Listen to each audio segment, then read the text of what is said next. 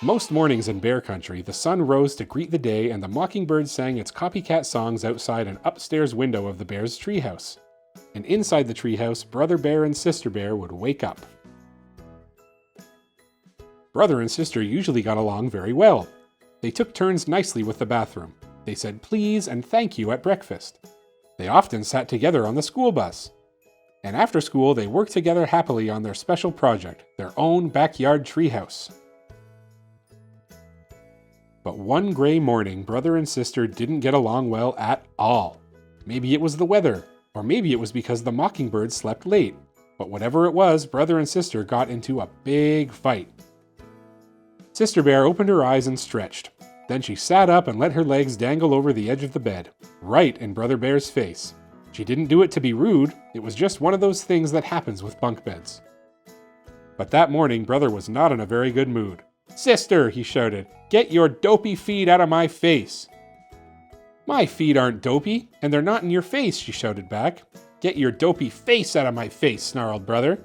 "You shut up," snapped Sister. And before Brother could answer, she skipped into the bathroom ahead of him.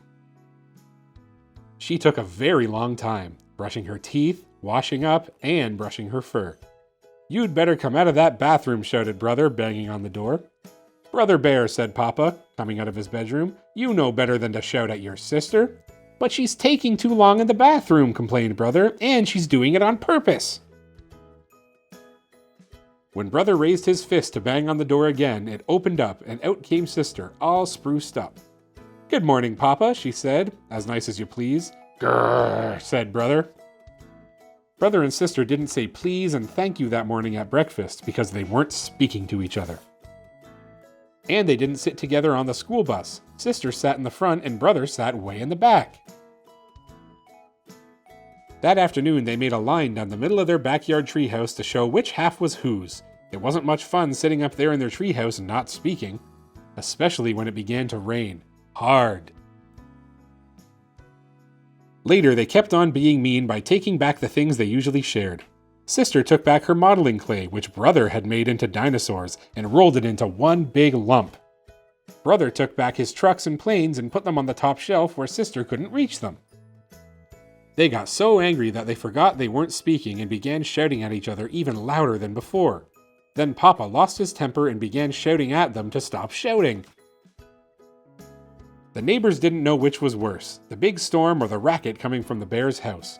Mama had quite enough. She put 2 fingers to her mouth and whistled very, very loudly. Papa and the cubs were so surprised that they stopped shouting. "I didn't know you could whistle like that, Mama," said Sister. "Well, I can, and I can also tell you," said Mama sternly, "that I've had quite enough of this foolish fighting. Why, I doubt you two even remember what you were fighting about." The cubs tried to remember, but they couldn't. Mama took the cubs into her lap. "Everybody gets into an argument once in a while," she said, "even folks who love each other very much." "You and I don't have arguments," said Papa. "Oh, yes we do," said Mama. "No, we don't," argued Papa. "We're having one right now," said Mama, "about whether or not we have arguments."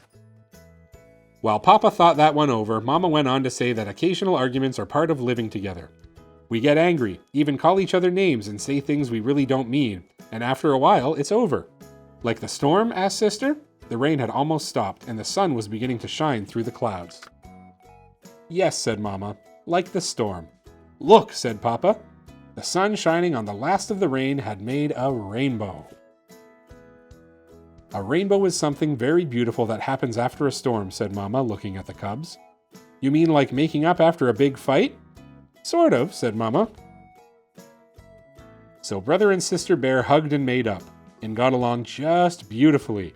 Until the next time, anyway. And that was the Berenstain Bears Get in a Fight. You know, it just goes to show, we all have bad days. Sometimes we get angry at each other. Sometimes we say some things we don't really mean. But just like in the book, after the storm, there's a nice rainbow, and everybody can get along again.